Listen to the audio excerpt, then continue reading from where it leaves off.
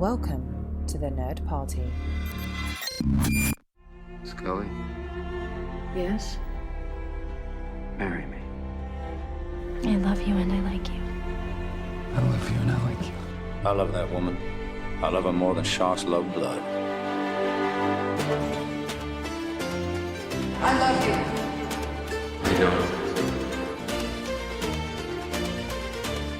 Hello, I'm Tristan Riddell, And I'm the girl. and this is Nerd Nuptial episode 83. This is the show where we as a married couple look at life through a nerd lens, and today we're going to be talking about Star Wars The Last Jedi. Yeah, which we've been waiting for a long time. Very long time. This one, we were very excited to watch this one because the director was different. I mean, Rian Johnson, we've liked some of his stuff in the past, some of his stuff we don't like.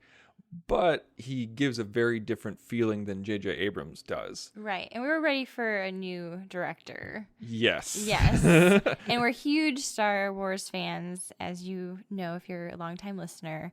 And how long have we had our tickets for this? The moment that they came out. Yeah. The moment that they were released. I mean, we've had them since October, maybe before September. I can't remember exactly when they were released. But Yeah. what I did was, and I stayed up and like just kept hitting refresh on the internet browser.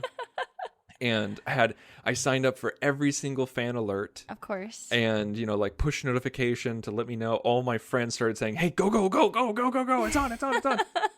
And so I got Thursday night preview showing tickets. Mm-hmm. And I got Friday night opening night tickets as a backup in case Right. something happened. Or we could just see it twice. Or we could just see it twice. Right. We didn't get to see Thursday night or Friday night. And there wasn't much that would keep us from seeing The Last Jedi except for Ripley. That's right. So Ripley got really sick and she got influenza, and it ended up being so bad that we had to take her to the hospital, which if you followed our personal life on this podcast at all, was someplace we did not want to take her back to, because when she was born, she was in the NICU for 2 weeks and we had to take her back to the hospital. So it was a rough time. And of course, the only thing that would keep us away from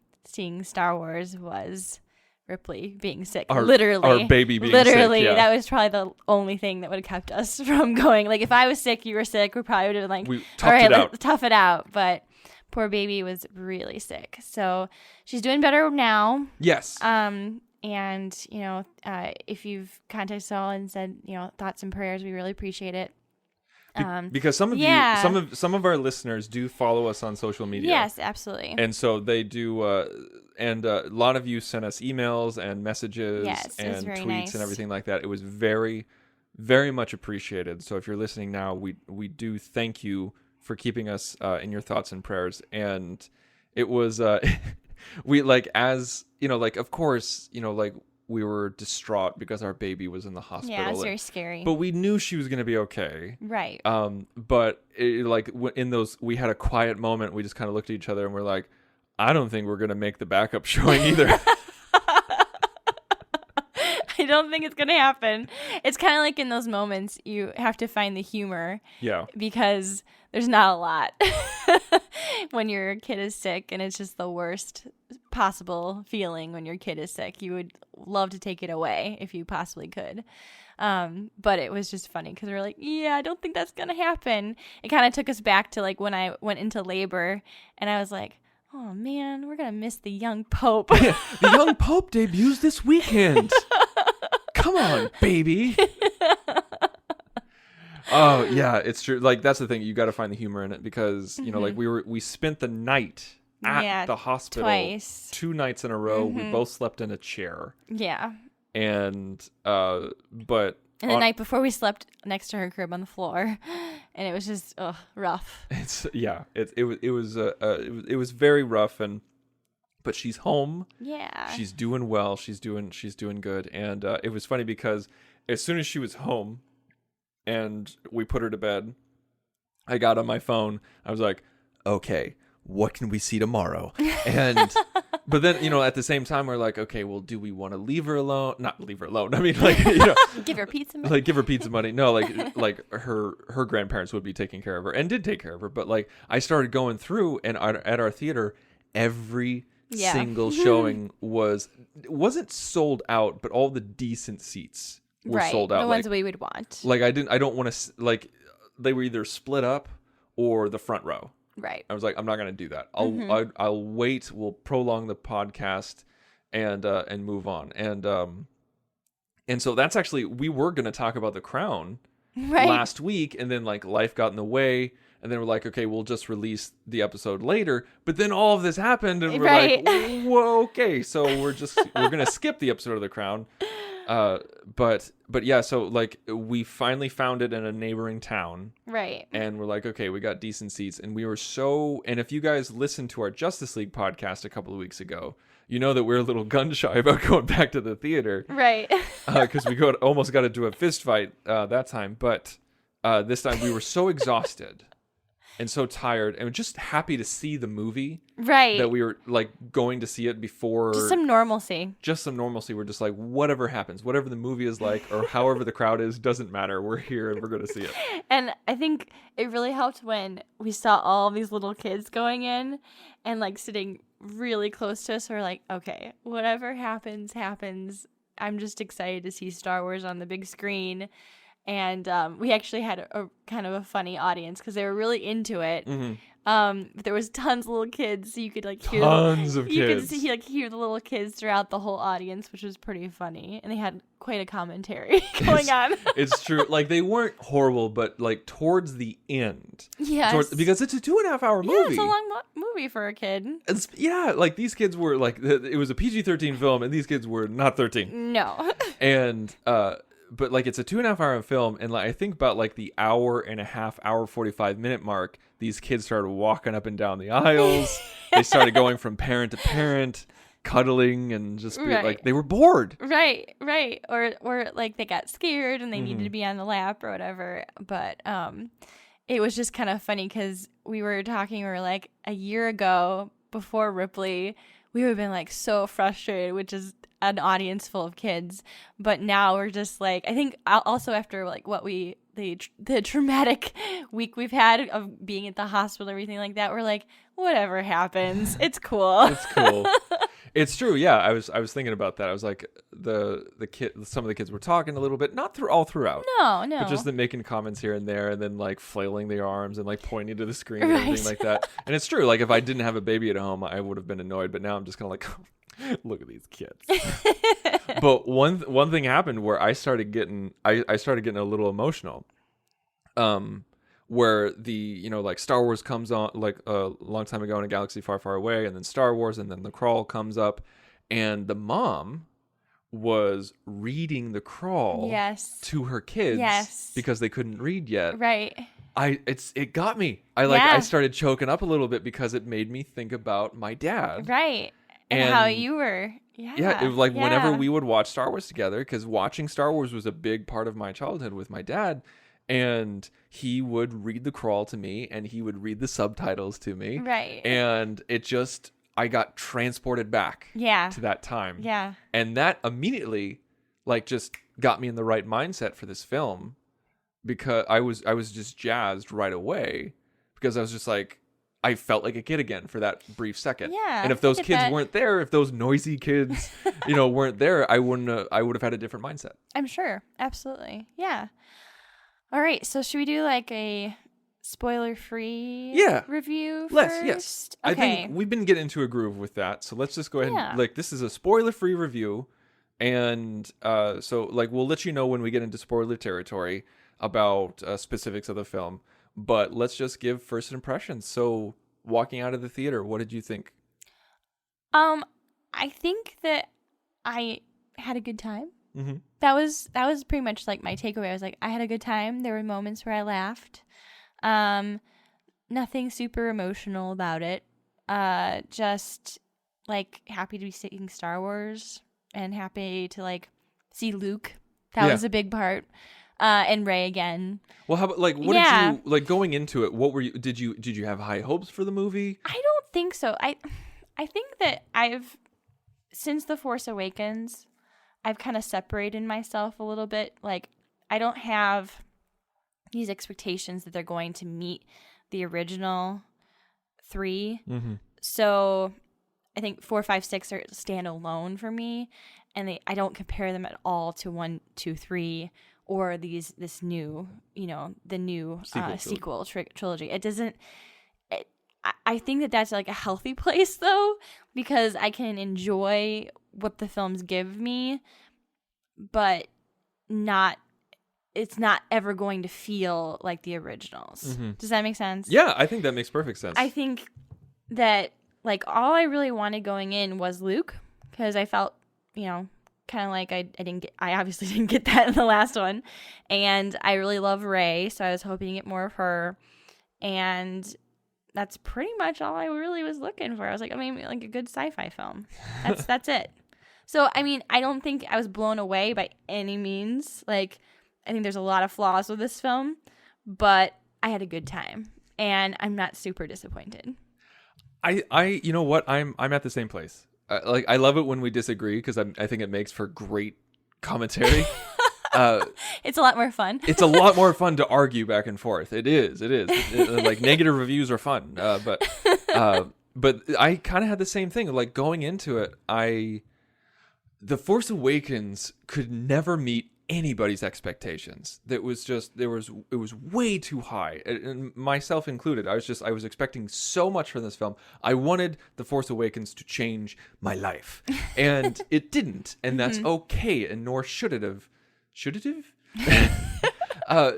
But I think what it helped me realize is that these are just movies. They're not like the originals. They're not like the prequels. They're their own thing. Yeah. Like, they're set in the same universe. They have some of the same characters, but they're their own thing. Right. And with The Last Jedi, I was like, okay, just give me a good time. Just give me a good time. You don't have to do this. You don't have to do that. I gave it no boxes to check. Whereas when you went into The Force Awakens, you were like, it has to do this. I want to see this. Yeah. I want to feel this. I want to think this. I want to do this. Right. And it wasn't fair to the film. Right. With this one, like, it was a great ride. It was a wild ride. I had a lot of fun. It was cool to see these characters again. It was cool to see these ships again, and had some great action sequences. Yeah. There was a lot of plot. A lot. And not enough story. Very true. Very true. When we can get into when we get there, we can kind of explore that. I think that's my overall commentary, is that this is a fun movie. Right. It's back in the Star Wars universe. Yeah. Too much plot, not enough story. And I think, kind of going back to, the original 4, 5, 6 are just so magical that I feel like we hold up the franchise to that level, and you're never going to get that again. Never. Like, it's never going to happen again. We're huge Star Wars fans, but it's never going to happen again. And I accept that, and I'm okay with it, because they had something really special, and it's never going to happen again. But hey, if I can see, some fun characters in that universe. And a lightsaber fight? Yeah, a lightsaber fight. I'm good. Yeah. Right? That's kind of how I feel. But I feel like too many people are just in love with George Lucas, or in love with, the idea that we have to have it perfect, that they can't actually enjoy the other stuff. I think this was... we had 3 perfect movies. Right. And then we had the prequel trilogy. Which I hate. I'm a huge hater of the prequels, so... I'm not. And you're not, yeah. I'm not a big hater, but I understand that they're incredibly flawed movies.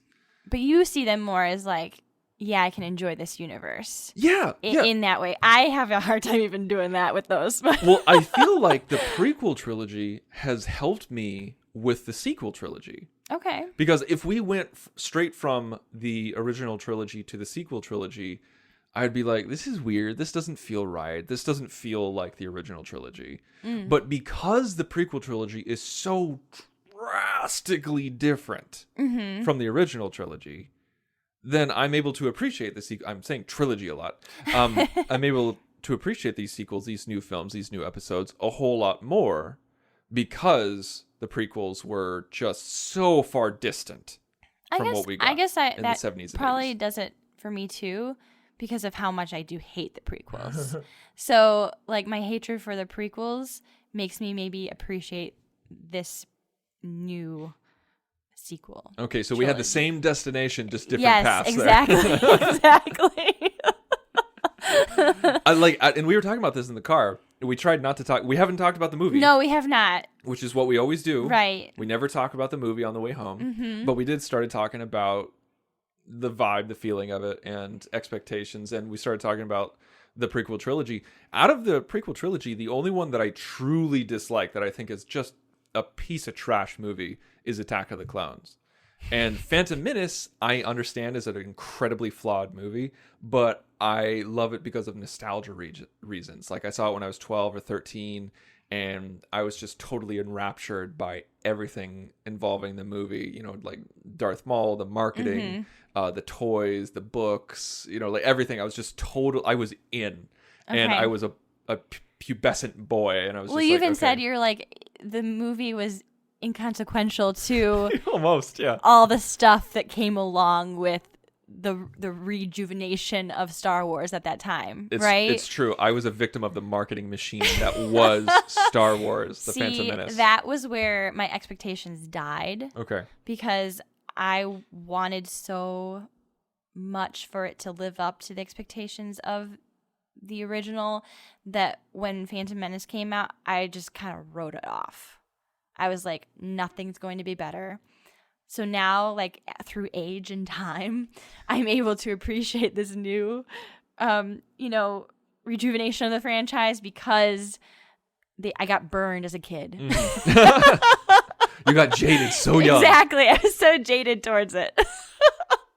So I think that's where I'm at. Okay. Should we get into spoilers? Yeah. Let's actually, before we get into that, Okay. before we get into spoilers, I wanted to. What do you think about, after seeing The Last Jedi? What do you think about The Force Awakens?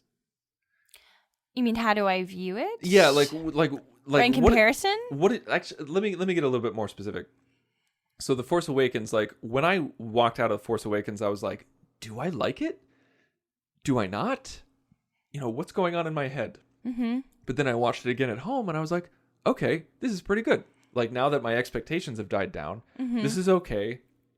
I grow to love it more and more. But when I walked out of Last Jedi, I was like, oh, that was fun. A lot of problems, but it was fun. Now, how do you feel about The Force Awakens leading into The Last Jedi? Well, I think, the formula of Star Wars is there, and it's still there, where, The Force Awakens, I was fine with The Force Awakens because I went in not having that high of expectations. So when I came out, I was like, that was fun, if you recall. I didn't recall that. Yeah, I was like, that was fun. I got to see some old characters, and I'm good. So I was fine with it. You were the one who had all the problems with it. You were like, I didn't check on my boxes. So I kind of had the same feeling. I was like, okay, cool. I got to see, something in the Star Wars universe. I'm good. I got to see some of those old characters. Cool. I'm good. So for me, I kind of felt the same. I actually do want to go back like tonight and watch The Force Awakens again because I think there are certain moments of The Force Awakens that I enjoyed more. Specifically Rey's character. And I can get into that later. But it was definitely lighter than this one in that respect. Yes. But so was, Empire versus A New Hope. And yet, like, Empire is way better, in my opinion, than A New Hope. So I don't know. I think the formula is there. And we're, so we're getting like this typical Star Wars formula of the feeling of the films. Although I feel like this one's a little lighter than what Empire was for the original, trilogy. Okay. All right. I get that. I think I already kind of talked about how I felt about The Force Awakens. And so like once I made peace with it and moved on and started to enjoy it, I started to get more excited about The Last Jedi. And I think what really got me excited about The Last Jedi is when Kathleen Kennedy announced that Rian Johnson was going to be given his own trilogy that was separate from the Skywalker saga. Where I was like, oh, wow, okay, well, if Kathleen Kennedy has that much faith in Rian Johnson as a director, as well as this movie, it's got to be good, right? It's got to be great. And so that's where I think that was the only thing, like no trailer, no picture, no marketing material got me as excited as Kathleen Kennedy saying the reason why Rian Johnson can't do episode 9 is because he's going to be doing his own films. Okay. Yeah. Yeah. All right. So let's go ahead and get into spoiler territory. All so right. you have been warned. Spoiler territory from here on out. That's right. Buzz, buzz, buzz, buzz, buzz, buzz, buzz. Okay. I want to get something off my chest. Okay. I'm scared. When it started ramping up, when we started going towards The Last Jedi, and it opened up in the UK, it opened up for reviewers and everything like that, I muted every single word I could on Twitter. Like I muted Star Wars, Mark Hamill, Rian Johnson, Daisy Ridley, every single actor's name and character's name. You possibly could. I muted Porg. Like I muted everything that you possibly think of. And so I was good there. I deleted Tumblr from my phone because that spoiled Rogue One for me. Yeah. And I deleted my news app. That's right. Because Star Wars stuff kept coming up. And it was, I was just like, okay, I'm good. I'm fine. And then I was like, I should be good for Thursday because we're going to see it Thursday. This is the first showing in the United States. We're going to see it. And so there's no way anything can get spoiled for me. But then, Ripley got sick. Right. And if you're ever had bedside with a someone in the hospital when you were sitting bedside, you understand that social media is like the only thing that keeps you sane. Yeah. Because the person's resting. Right, exactly. And also we have a kid that we can't talk to. Right, exactly. So you're just like, you're there for them. You have nurses and doctors taking care of them, but you're just like, you're a presence. But that meant you're on your phone all the time, right? Right. So, but you had to delete everything. I deleted everything but Instagram. And I don't follow anything Star Wars related on Instagram. Right. And I have a private Instagram, and everyone who I follow is not a jackass. And so they know not to post anything crazy. Right. And so I was on the main Star Trek account. Star Trek. That's right. Trek. You heard me correctly. Not Star Wars. I was on the main Star Trek account, and they were reviewing a new comic book that was coming out. And in the comments, right below the comic, some walking pus mule That's a new one. said the words, Snoke and Luke die. That's it? That's it. Just period? Period. Drop the mic? Snoke and Luke die. Wow. In the comments of a Star Trek comic book thread on Instagram. That's so mean. That's just cruel. They probably did that all over the internet. Yeah, they probably did. They probably went on Twitter, on Reddit, on everywhere, and just did that just to be that type of person. I was going to say, what kind of person could you be? Like, how broken of an individual do you have to be to delight in doing that? It's true. Like, this wasn't I love it when you say broken. Why? It's like a broken person. This is a broken person. This is someone There's no hope for them. There's no hope for them. They need to be ejected from society. I'm just imagine like they eat drywall instead of cereal. That's how broken they are as a person. Like I want to say hyperbolic things and wish horrible acts of violence on them, but I don't because I don't like it when people like say crap like that, like, oh, go burn in a fire. That's horrible social media stuff. What I want them to do is step on a Lego every single day for the rest of their life. That's what I want for them. And I want them to know it's because of me. I reported him to Instagram. Did you really? I did. You're crazy. I was like, screw this person. That's crazy. And his whole family. Oh my gosh. Oh, so going into it, I didn't know if this person was just saying something like, oh, like something ridiculous like Jar Jar comes back, like, or or if they're actually telling the truth. Now that we actually know they're telling the truth. Yeah. And so I went into it once again going, well, I know this is going to happen, so that sucks. Yeah. But as I was watching the film, it didn't actually ruin anything for me. Okay. Knowing that ahead of time, there are enough surprises involving those deaths that it didn't ruin anything for me because, like, yeah, I thought maybe Luke was going to go. I don't know, but whatever. Yeah. Regardless, I just needed to get that off my chest before I went into it. Yeah, no, that sucks. That really it does. sucks. It really does. Because, longtime listeners will remember that what was ruined for me in Rogue One was the appearance of Leia at the very, very end. Right, and that's a huge, like, fun reveal. Just a fun reveal. Right, but this didn't ruin it. Yeah. So that's good. And what was hysterical is as soon as we got home, I reinstalled Tumblr on my phone, and the first thing I saw on Tumblr when I logged back in was Luke disappearing. Of course. That was literally the first thing. Because people are jerks. Like, wait. Just, like, even wait the weekend. You know? Like, if you're going to see the movie past Monday, you know, then you probably understand that you're going to get something spoiled. But come on. It's ridiculous. I know. People are the worst. All of them. I like you, but that's pretty much it. Man.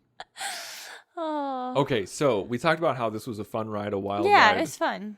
I guess I want to get into the nitty gritty. What was your favorite thing? What was some of your favorite things about the film? Well, okay, so I'm glad that we got Luke, like I said before, because that was a huge disappointment in the last one, and so it was nice to see more of him. And I liked the moments of Rey and Luke together, like when it was more like fun, you know, like for example, like when he finally decides to like help her see the Force, like that moment was really cute, where like the little branch She reaches out. Yeah, her hand. yeah, that was really cute. I laughed really hard at that, but at the same time, it made Rey look a little dumb. It did, but like they didn't really have any of those cute moments for her except for that. Yeah. So I was like, okay, whatever. I made my peace with it too. I was like, yes, it makes her look a little dumb, but that's okay because it was so adorable. Yeah. And I loved seeing Luke go in on the joke. Yeah. Because we don't normally see we didn't really see Luke go in on the joke in the previous really. films. Yeah. It felt more like Mark Hamill going in on the joke. It did. It felt like Mark Hamill. There was a few times. There was quite a few times when actually. it wasn't I was Luke like, Skywalker on the that's screen. Mark Hamill. Yeah. It's like, oh my God, you're so strong in the Force, or something like that. Yeah. I like the porgs. They were cute. Okay, I liked the porgs too.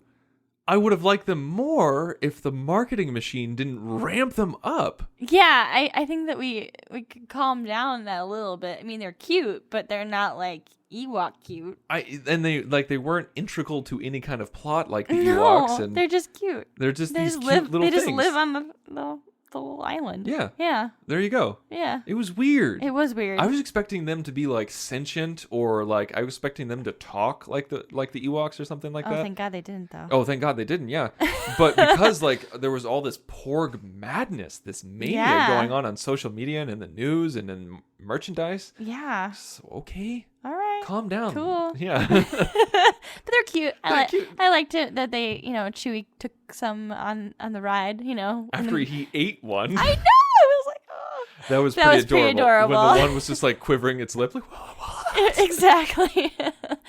What else did I like? I liked seeing Luke and Leia together. That was a very special moment that It I think was. they handled perfectly. It was, and it was needed for the fans. So that was good. I really appreciated that as a fan. That needed to happen. It really did. And I thought that was handled. Yeah, it was handled deftly, and it was respectful. Yeah. And it wasn't sappy. It wasn't over the top. Right. No one was bawling their eyes out, and no one was professing their deep sorrow or love or anything like that. It was just. It was right. It was right. And I also appreciated that if they were going to get rid of Luke, if Luke had to die, I think they did it in a respectful way. Yes, they did. I don't think Luke had to die. I don't think so either. There was a few moments there where I was like, I don't know if they're gonna do it or not. Are they? Like, I had the same feeling that you did, where I was like, I bet they're gonna kill off Luke. Like, the moment I was like, well, they did it to Han, they're gonna do it to Luke. So I knew it was coming possibly, but actually until like the very end, I was like, I'm not sure. Because I didn't think he needed to. Yeah, and that's the thing. It's just like they kind of had me guessing all up until the end, because when Luke was fighting Kylo Ren at the very, very end, which was cool, which was great, because once again, it wasn't over the top, it wasn't crazy. Right. You know, they weren't jumping around like jackrabbits or anything like that. It was like they had me guessing, where like when Kylo Ren like slices through Luke, they cut it in a way where you're like, oh, did they just pull an Obi-Wan? Like, did he ascend right then and there? Mm-hmm. And then you realize that he wasn't there all along. Well, and you noticed they showed in the dirt, which was red, like kind of looked like blood, you know, with the salt, whatever they were talking about. Kylo moved his foot and it made the streak, but I was watching because I was like, Luke's isn't doing that. I didn't see that. Yeah, like the whole time, he never left a tread. I did not see that. I'm just a better viewer than you. I guess so. You're just much more observant than I am. But did you question his lightsaber? Yes, I did. I was like, because I almost leaned over to you, and then I'm like, I'm just going to wait. Just wait. Yeah. Yeah, because I was like, how did he get his lightsaber? We saw that lightsaber get destroyed. Right? Like, how does he have that one? And I really wanted to see him use his green lightsaber. I know. And not just in the flashback. I know, me too. But, say let me. But I was just like the entire time I was like, okay, explain the lightsaber, explain the lightsaber, explain the lightsaber, explain the lightsaber. And then I was like, oh, okay, that does make sense. Yeah, but that was cool. That was very cool. That moment, how they did it, and that's part of that's what I was telling about. That's what kept me guessing, is that like when he sliced through and he wasn't really there, I was like, oh, okay, like he didn't just ascend as Obi-Wan, he's just astral projecting himself, because we're constantly finding out new things about the Force, which I really appreciate. Yes. And then he said, I'll see you around, kid. I was like, oh, okay, well maybe he's not going to die. And then we go back, and I'm like, and he looks like he's going to pass out, and I was like, okay. Is he going to die? Wait, no, he's not going to die. And then he ascends, and I'm like, crap, he died. Yeah. But yes. It was one last hurrah. And it also is one of those things where, since he's a Jedi, they could bring him back Yoda style. They have to bring him back for the next one. Of course they do. They Come have on, to. right? Also, loved that Yoda was a puppet. Yes. That I really appreciated. It was interesting, because as I was watching it, I was like, is he a puppet? Is he CGI to make it look like the puppet? You know? I don't know. Like, do not quote me or anything like that, but it kind of felt like he was a puppet, but they like CGI'd some parts of him. Yeah. Or even like maybe some facial. I don't know. Some feet. It felt that. Yeah. But it felt much more authentic. Whatever they did. Like, I actually, like, as soon as we saw the movie, I got onto the Nerd Party's private chat, and started catching up on what the rest of the Nerd Party thought about the movie. And some people loved that Yoda was there, and other people was just like, eh. And then some people didn't like the look of Yoda. I was like, I loved it. Oh, me too. It looked like Empire Yoda. Yeah, me too. That's how I felt. But like ghostly form. Mm-hmm. And it was just, I thought it was perfect. I thought it was Absolutely. good. What did you think about, like, not just the look of Yoda, but what did you think about them using Yoda? Well, if they couldn't have Alec Guinness, then Yoda is a good option, you know? So I thought that who to speak to Luke to kind of get him back into the ways, absolutely it would have been Yoda. I wondered about that. Like, as I was watching it, I was just like, okay, well, clearly, like I said the same thing that you said to myself. I was like, clearly they can't do Alec Guinness, and I don't think they would do a whole Rogue One thing where they would like de-age somebody. But I was like, I wonder if I want to know how that conversation went down. They're like, do we use Obi-Wan? Do we de-age him like Peter Cushing, you know, and get somebody that sounds like him? Or do we get Ewan McGregor and make him look older? That you know, would have felt I would not have liked that. Like, I am happy Yes. with them using Yoda because I feel like all the other options would have felt a little cheap. What did you think about Ghost Yoda having influence over the real world? Like, I thought it was pretty awesome. It was awesome. Don't get me wrong. It was badass and cool. No, But I thought it was never, pretty awesome. We've never seen anything like that Well, before. we also didn't know Leia could come back from the dead in the middle of space. Okay, how'd you feel about that? Let's talk about that. Okay, let's talk about that.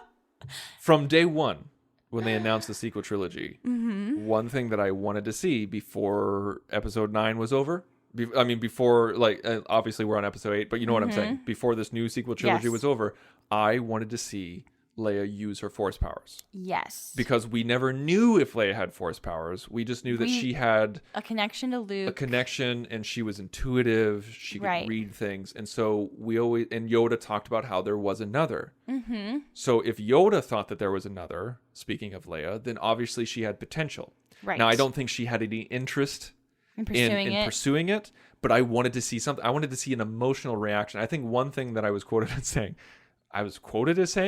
why? No one quoted me on it. I'm quoting myself. God, how pretentious was that? That was pretty good, babe. That was completely unintentional, folks. I'm as just disgusted as you are in myself. Ugh. Oh. Anyway, what I said before. That's usually what people say. Yeah. Weird. Was like, I wanted her to get like super angry, or like if there was the death of Luke, like she just gets super upset and like all the windows explode around her. Something like that. Something simple. But in this one, she turned into a superhero. I was going to say she like Superman style was able to be in space and then come back to life. Like she didn't freeze to death. She didn't was able to asphyxiate. project herself back. And then like, flew back. Right. In the moment, I was like, oh, like okay, here, like my emotions was a roller coaster. Oh, because, me too. Like when they blew her out, I was just like, no, those sons of bitches, they actually did it. They killed her. And I was just like, I can't believe they did that. They said this early, yeah. This early, That's and how I felt Carrie too. Fisher's actually gone. This hurts. And then we see her floating around, and we see a close up, and I'm like, what is wrong with you guys? Like I was just so angry. Yeah. I was like, how dare you? And then I was felt like, disrespectful. It felt so disrespectful. But then like 0.5 seconds went by, and I was like, oh, okay, they're gonna do something because they're not morons. They're gonna do something. And then she started wiggling her hand, and then she came in, and I was just just kind of like, oh wow, cool! I'm blown away. This is amazing. She's still alive. She's using the Force. That's cool. And then when it was all said and done, I was like, that was stupid. That's how I felt too. I was just like, this feels wrong. It felt there was 1,000 different ways they could have done it. Yeah. And they did it in a really cheesy way. It felt weird. It was like, I do not know what possessed them to do that, especially since we really haven't explored Leia's powers. Yeah. And then all of us, other than like she has a feeling, and then she's able to survive space and come back to life or not be I don't know what that was. Yeah, it was weird. That was messed up. As I was driving home with you, I was thinking about like what would have been cooler. And I think what would have been cooler and would have gotten the same point across is when the bridge imploded and there was fire everywhere, if she kind of crouched down and the fire just moved around her. Yeah. And we saw it like we see this kind of like this force bubble around her. And so the fire doesn't touch her, but yet she asphyxiates because the air goes out of the room and then she just collapses. I could see that. Because what they did was like too epic. Yeah, but Rian Johnson didn't come and talk to me. So too bad. It's too bad. I have a lot of good ideas. I think the other part... People quote me all the time. Apparently. You quote yourself. Yeah, so that was weird. But I was able to accept Luke projecting himself. Yes. Does that make sense? Like, because those two were pretty crazy moments. Yeah. But Leia didn't make sense, especially since we didn't explore any of the Force in episode. I don't even think it's that. It's just her coming back to life. Like, I mean, come on. It's the way that they showed the Force powers. I have zero problem with her having Force powers. No, I want her to have Force powers. Like, I wanted her to explore that more. I wanted to see more of that. Mm-hmm. And I think that they probably listened to the fans and were like, we need to show more of this. But not to the extent that she can survive space. Yes, Okay. very much so. Like, also, I really feel like we are giving Rey too much power. How do you feel about that? Because Luke had a hard time with like a rock on Dagobah or his ship on Dagobah, and he was trying to work his powers, okay? And he was the son of Anakin Skywalker. Exactly. And then we have Rey, who I'm not like, I don't know whether she's just from, nobody or not. We haven't officially confirmed that probably. Yeah. And that's cool if she's has no bloodline of Skywalker or anything like that. I'm fine with that. Fine. But at least let her earn her Jedi powers. Because right now we're in this territory where she's just like lifting all the boulders by herself, and there's not even like any strain. It was super easy. She was just for her, like, yeah. let me put out my hand. It was like Yoda-esque. Exactly. I mean, that just seems kind of crazy to me. I love Rey. And I love that we have like a female Jedi who's in control and like going to lead, the rebellion and everything. I think that's awesome. But let her earn it. Like Luke. Work your way up exactly. to it. Because even Luke in like Luke in A New Hope, like he learned the blaster training droid, and he was able to like listen to himself and listen to the Force and shoot some missiles down a shaft. Right. That was his exploration of the Force. And in Empire, like he moved some boulders up, he had some self-exploration, and he lost to Vader. Right. And in Jedi, when you realize that he did nothing but study. Exactly. He was ready to face Vader. Yeah. But in this one, Rey it's just like, hasn't had to earn anything. I think that the Force Awakens is in Rey and something just triggered. So we need some sort of explanation about that. Right. There needs to be some sort of reasoning as to why she's just, boom, I'm now Yoda. Exactly. That bothers me. It was very strange. I think it's a victim of 2017. Well, I feel like every protagonist has to be just automatically good at what they're doing. So now we have like this, again, super like hero status in the Star Wars universe, whereas that was never part of the picture. It was always like training. You needed a Jedi master to become, well-versed in the Force. Mm-hmm. She barely got any Luke. Now, yeah, that's true. Like that's true. Like, you know what I'm saying? She got more Kylo Ren than Luke. People complained for decades about how little training Luke got with Yoda, but then right, and then he didn't finish his training, Yeah, and Rey got even less training with Luke. Exactly. Like Rey didn't really get any training. She got some pointers. Exactly. And it was just pointers about how the Jedi should not be in existence anymore. Being a Force wielder or Force user, or being someone sensitive to the Force, doesn't make you amazing. It doesn't make you a Jedi. There are tons of Force users in the Star Wars galaxy, but like you said, like you need a master, you need someone who can train you and move you forward and just right. Like Kylo Ren had Luke and Snoke, and Rey had no one, and she still had no one, and she's able to move boulders and like move everything out of the way, right, and to fight like Kylo Ren, and Snoke even said that. She's like you were beaten by a woman who had never even held a lightsaber before. Right. I just what's her story? I want an explanation. There's got to be something. There has to be. Otherwise, it's again like a victim of 2017 of that we have to have these like superhero status. Everybody's a superhero. Everybody's a super genius. Exactly, a Force wielder or whatever. Yeah, that bothered me. So this film had a lot of great moments and a lot of great development with certain characters. Mm-hmm. Kylo Ren, I think, is fantastic. Oh, I loved it when they were communicating. That was my favorite part of the film. Me too. The two of them talking. I loved it. I could have had more of it. Oh, me too. Like, and the idea that like Snoke had like brought them together to like talk and like to convince, it was like it was just a really cool thing with the Force that felt different, which was, but it was a good different. Like she could see him. That was neat. I like that. Like I loved it. That was probably my favorite part of the movie. My favorite bit was that communication. Yeah. And I love how neither of them knew why it was happening. Right. And they just kind of accepted it. Yep. And I loved the connection that Me too. I loved that relationship. And I'm not saying relationship as in no, something romantic, but I loved that connection. And it made you question. It made you say, like, oh, well, is Rey going to turn to the dark side?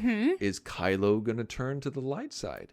And there was a question for a while there, I felt. It could go either way. Yeah, which was good storytelling. I thought that was the best storytelling of the movie. Yes. Was which way are they going to go? And even when Kylo Ren turned on Snoke and killed his guards, I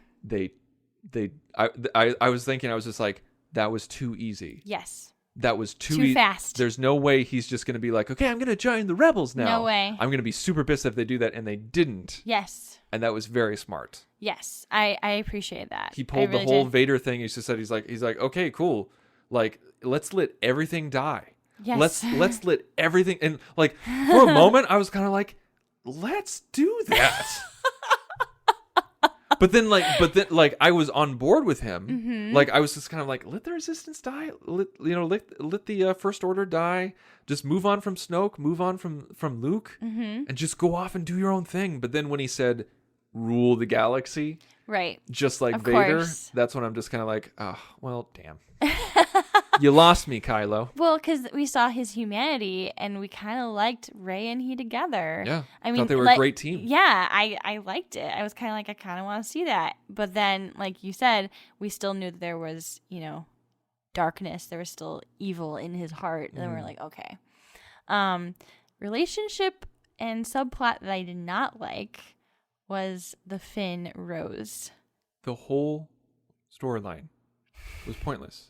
The whole storyline got us nowhere. Was ridiculous. This movie easily could have been 2 hours, and excise that from the movie. Yes. And it would have been beneficial. The casino plot, the herd chase, what the hell? Oh, like the whole idea of release the dogs, like, like the arms dealers.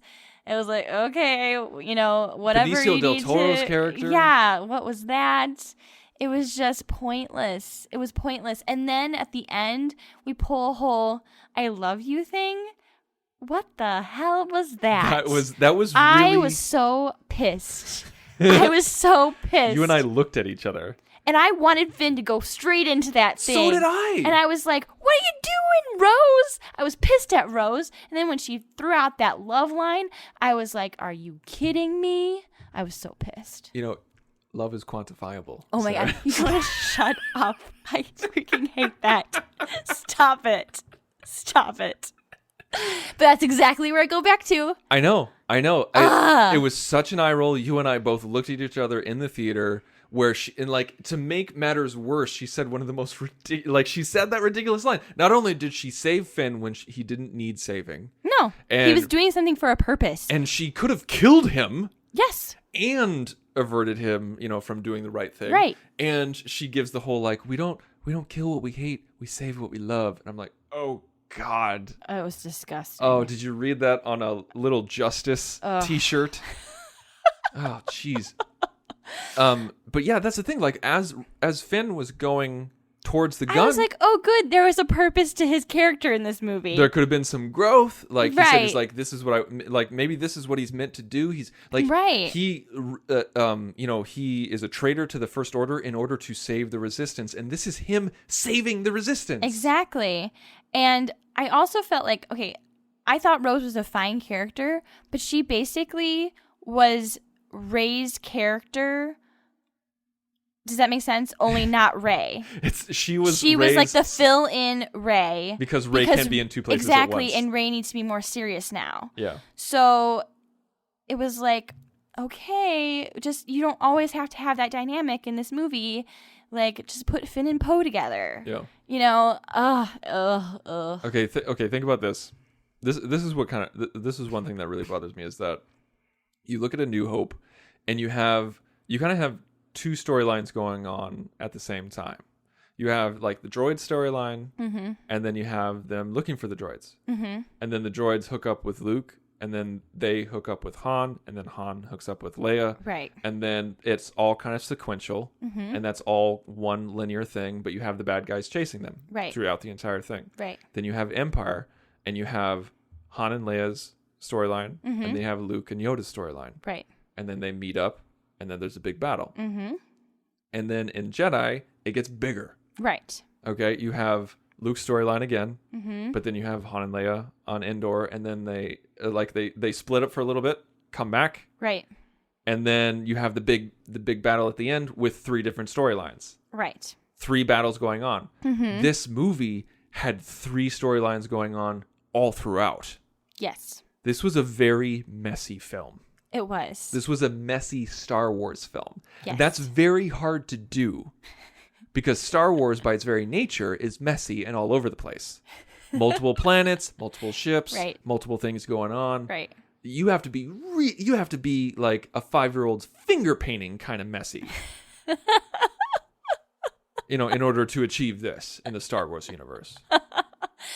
Well, and Rogue One got close. so we had Finn and Rose. We had Rey And Luke, and Luke.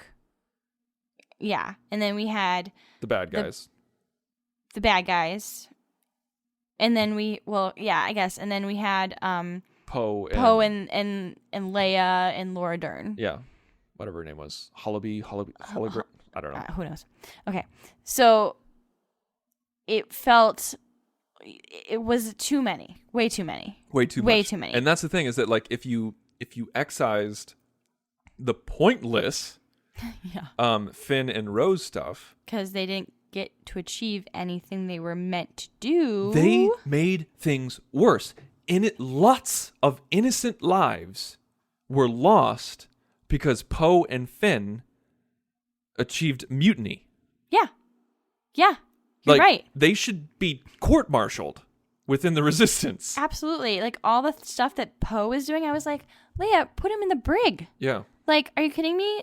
The entire time, I'm like, no, this is not like cute, like, I'm a rebel stuff, that Luke was like, oh, I think it's, better to do this way. No. Poe is a jerk. Yeah. Like, he should not be involved at all. Right? Right. Yeah. I am not with Poe on this one. No. And I'm not with Finn on this one. They caused innocent people to die. They caused several transports to be eradicated. Yes. They went from like 400 survivors down to a couple dozen that could fit on the Millennium Falcon. Yes. That's how many people died because of because of Poe and Finn. Yeah, you're right. And what the biggest plot hole, I think, was Laura Dern's character keeping her plan a secret. Why did she keep it a secret? It made no sense. She kept it a secret so that Poe and Finn would mutiny and so that the plot would move along. And if she was actually a good leader and informed her crew of what was going on, then none of this would have happened. I love Laura Dern as an actress. Love her. But why did we need her? Like, didn't. Why was she there?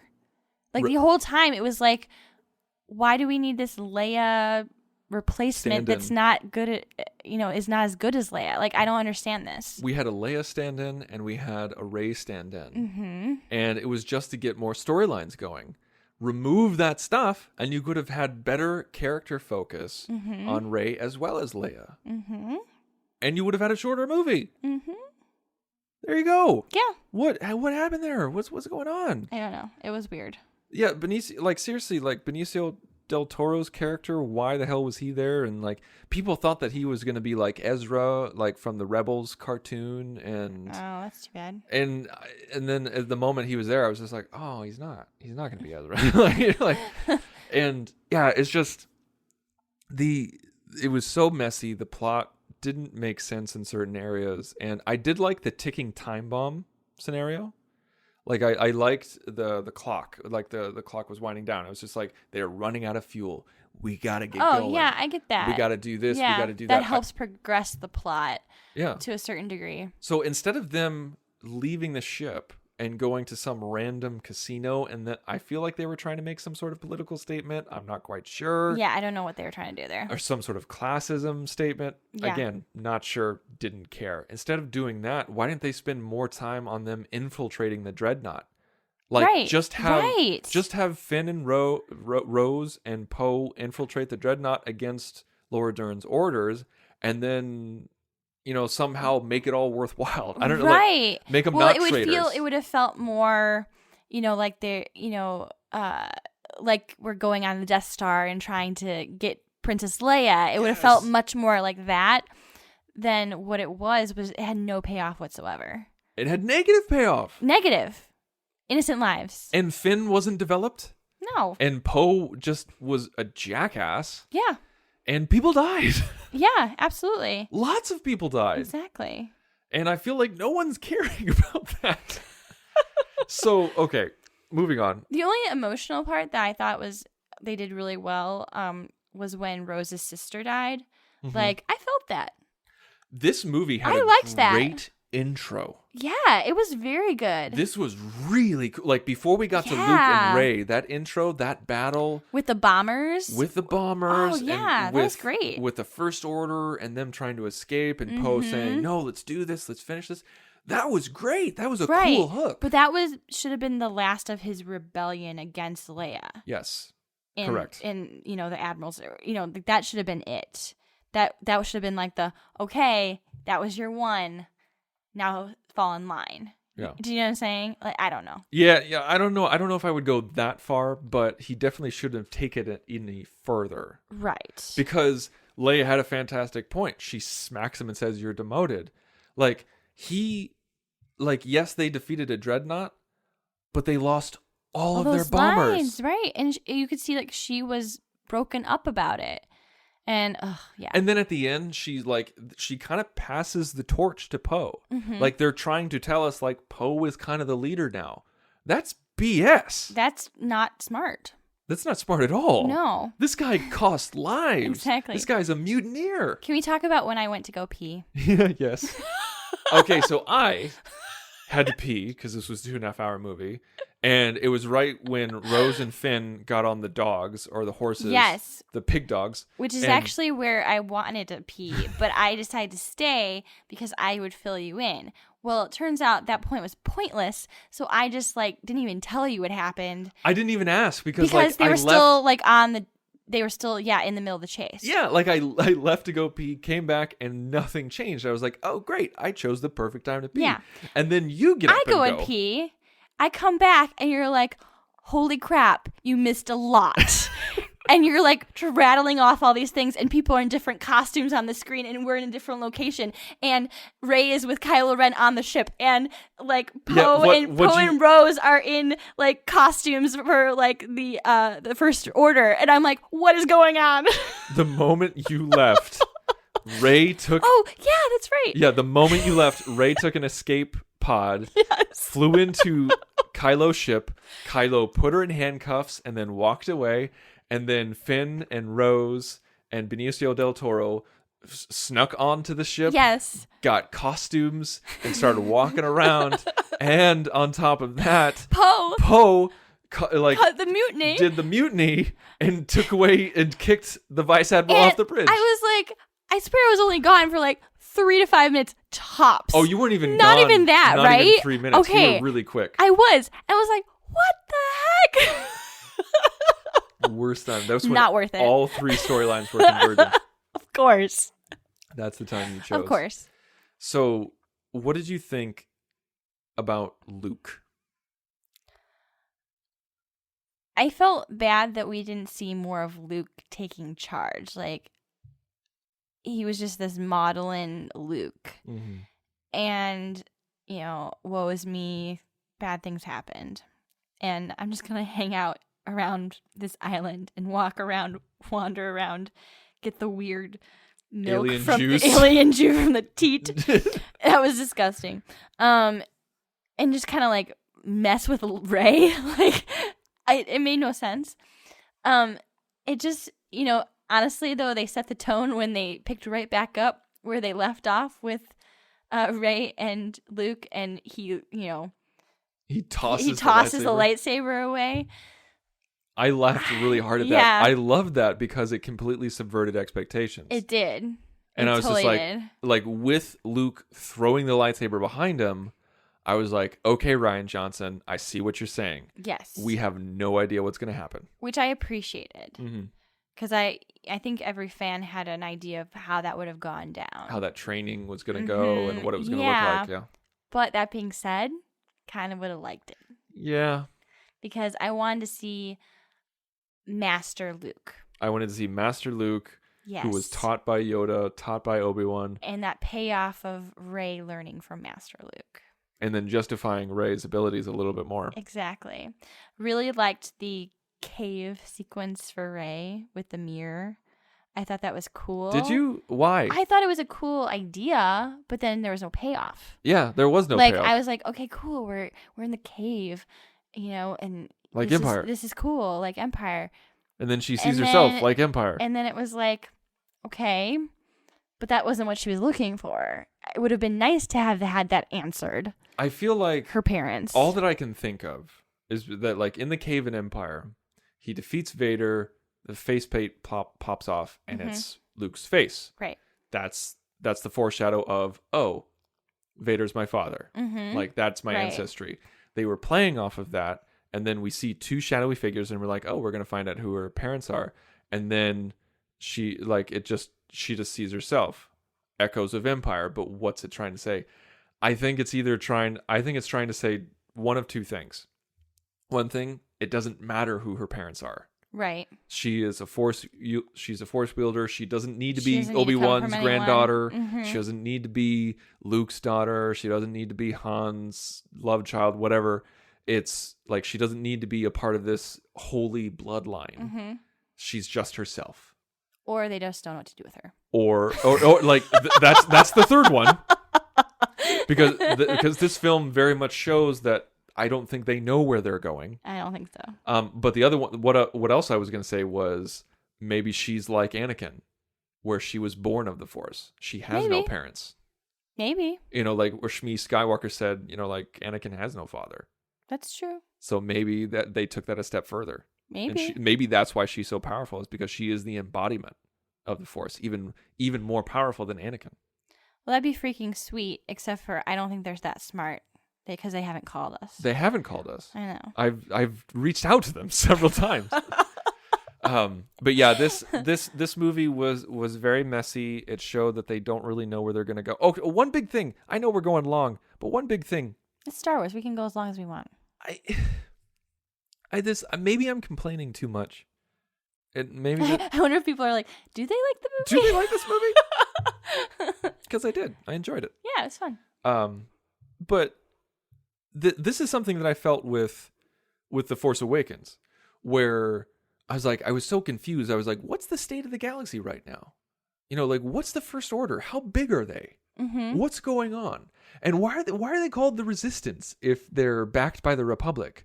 And I know that there's ancillary materials. They had a novel, blah, blah, blah. Don't care. Don't ever talk to me about a novel, because it doesn't matter. I should be able to watch the movie and get all the information I need. People are really screaming at you. Oh my gosh. I hate it when people tell me this crap. But so the Resistance was just like, I think like we find out that the Resistance is it's because the New Republic doesn't think the First Order is really a threat, but Leia does. And so she develops a resistance to say, like, okay, like this has happened before. This has happened before. I'm going to try to prevent this from happening again. But then at the end of The Force Awakens, they obliterate the New Republic. Right. And so The Last Jedi, as the repercussions of that, we have now done an epic reset. Everything that happened from New Hope onto Empire, onto Jedi, and then the 30-year gap was meaningless. Yeah, it was. You're absolutely right. Which pisses you off. It really does. It really does. It's frustrating as a fan. It's very frustrating. There's no development. There's no growth. We saw 30 years of history, which is fascinating. Mm-hmm. We're like post Jedi, Right. like post Jedi, they still have to struggle. They still have to defeat all remnants of the Empire, and then we find out that the Battle of Jakku was the last battle of the Empire, and then they had to rebuild the Republic in those 30 years, and then they finally do, and then it's gone. Mm-hmm. And so that gap that was interesting is now meaningless, and the Exactly. struggle To get of there. the original trilogy to get to that gap Yep. is now meaningless. Yeah. Like, why would they do that to themselves? I don't understand. I don't get it. There had to have been a different way. There had to have been a way to develop something new that didn't spit on the past Mm-hmm. and make it meaningless. Now, meaningless in the terms of history and in the terms of the sequel trilogy. Obviously, when you watch the original yeah. trilogy, that's one story. Of course. Of course. And it doesn't matter what happened before. It doesn't matter what happened afterwards. You have to watch it that way. Otherwise, you'd just be angry. Yeah, you'll just be upset. You're just kind of like, this is that story. Mm-hmm. And the prequels is that story. Mm-hmm. And the sequel trilogy is that story. So I guess I kind of answered my own question there. Yeah, I guess so. But I do feel like you said, I think there had to be a better way than what they did. And I feel like The Force Awakens painted Rian Johnson into a corner. Oh, yeah. And then Rian Johnson was like, how do I reset this? Mm-hmm. And he kind of did. Yeah. This it's felt true. like a soft reboot. It did, because it felt like there was more hope. Like, okay, now we're gonna reset again at the end of this. I know it felt weird to have to do that again, though. It feels like feels like A New Hope is going to be Episode 9. Yeah, you're right. It feels like the scrappy rebels are going to build up and then defeat the Death Star in Episode 9. That's weird. It's very weird. Right? It's very weird. Snoke's dead. Who's Snoke? Where'd he come from? What does he do? There was hardly any development of Snoke. Hardly. There was none. Right. So it was just like, okay, like, why are you important? Like, I was kind of hoping, like, his face was all weird and, like, obviously, like, he had been in battle. Mm-hmm. Like, I wanted to think, like, maybe he was someone at some time, or even go back to, like, the prequels and pull someone, you know what I'm saying? Like, someone who had, like, risen up. I guess that's too far. Anyway, That's way too far. But at the same time, I'm just saying, like, use something to give us some reason to care about Snoke. Something. I don't know. It honestly felt like Rian Johnson was just getting rid of the stuff he didn't like in The Force Awakens, but he was still tied to it. Right. So you had to explain it. So he had to do something. Right. Had to preserve something and get rid of others. Like Captain Phasma went out like a punk again. But now she's for realsies dead, I'm guessing. Well, I would think so.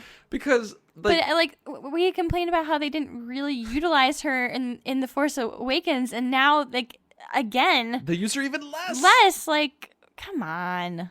And then she dies. And then Yeah. you're just like, okay, like, did Boba Fett go out like a punk worse than Phasma? I don't know. It's just, it was really weird because, yeah, I just don't understand it. I don't get it, because now we don't have Phasma, we don't have Snoke in Episode 9, we don't even have a Resistance in Episode 9, we don't even have a Republic in Episode 9. Nope. And no one was, like, listening to Leia's distress call. No one was coming even. So what does that mean? So does that mean, like, just these people who are on the Millennium Falcon are that's it? That's it? That doesn't seem like a very good idea. It's so weird. It's just like, it's to this point where you're just like, if you're looking at, like, if you look at the prequels and then, like, okay, the destruction of the Republic, and then you have the Empire, and then you have the destruction of the Empire, and you have the New Republic, and then you have the destruction of the New Republic, and then you have the First Order. You know what? Move. Yeah. Like, right? like, Seriously. Just keep flying. And, like, this idea that, like, these little kids are telling the story, because they ended kind of like that, and, like, he had the ring of Rose. So you're kind of, like, hinting at the idea that there's going to be, like, a new generation of Resistance, I'm assuming. Isn't that what you're saying? I felt like... I'm like, are you going to wait 30 years so this kid will, like, become the next Luke? Is that where you're hinting at? Because I don't think that Daisy Ridley and all these other actors are going to wait that long to make another movie. At the end of this film, like with that final shot on the Falcon and then that Yes. whole thing that you just described, Yeah. I was like, are we getting episode 9? Is that happening? Is that still in the books? Right? Did I miss something? What's happening? Like this felt like, hey, maybe someday. Right? It totally felt like that. Because, yeah, like, okay. Well, and like how much time had gone by for like them to like, this is legendary, or or not even. I don't know. Well, like, yeah, how did they like learn these about little that? kids. Yeah, I have no idea. The timelines are really weird because, like, according to this, according to Daisy, like according to Rey, with Luke and with like Finn waking up and everything like that, this is right after Force Awakens, and it was only 18 hours, or maybe 24 hours because they said like they're going to run out of gas in 18 hours. Right. They ran out of gas, then they went to the base, and they have spent very little time at the base. You're right. So let's say 24 hours. So one day since the Force Awakens. And she has all these powers. And so she spent 18 hours, maybe less, with Luke. Less than that. She also was with Kylo Ren. That's so weird. That makes it even worse. Because with the original trilogy, you had years that went by in between. Yes. And yes. It made years. Stuff make sense. Right. And so I really wonder what we're going to do in episode 9. I thought, like most people, I'm assuming, that the Millennium Falcon shot was going to be the last shot of the movie. It kind of felt like Empire, like where they're all standing together. They just got a massive blow against them. But then we had the kids. What did you think about ending on the kids instead of the Falcon? The only thing, I would have rather ended with the people that we were following. Mm-hmm. That felt weird. Unless we somehow are going to see these kids in episode 9.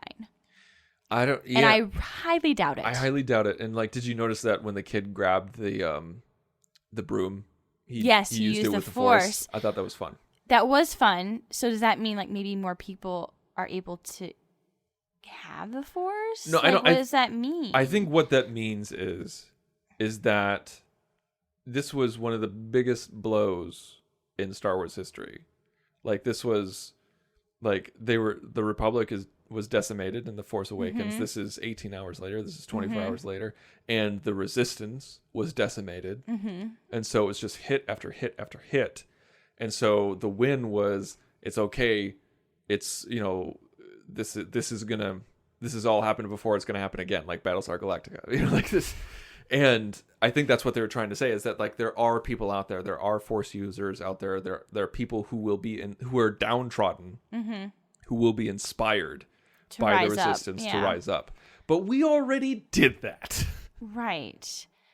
And, I'm even okay with a rehashing. Okay. We all love Star Wars. We all love the way that, 4, 5, 6 go.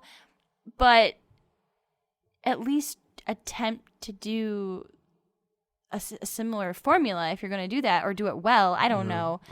If you're trying to redo the storyline. So I guess what it's coming down to, and what people might be like, do they like the movie? We liked the movie. We enjoyed the ride. There was a lot of great moments, but I don't like what they're doing to the universe. No, I do not. I think that's the line. Oh yeah, I completely agree with you. Especially when we were hashing it out, actually, talking about this timetable and everything, it doesn't make sense. And it is kind of a slap in the face if you actually think about, like you said, the history of this universe. So what came before, yeah. Exactly. I think, I don't know, I think I'd have to see it again to kind of, do I like it? I don't know. I think there was a lot of fun moments, though. I think that was what we came away with, was it was fun, a lot of fun action sequences. And Star Wars should be fun. But there's a lot wrong with it. A lot wrong with it, clearly. Could have been a half an hour shorter. Oh, yeah. Delete the whole casino storyline and the traitorous storyline. Yes.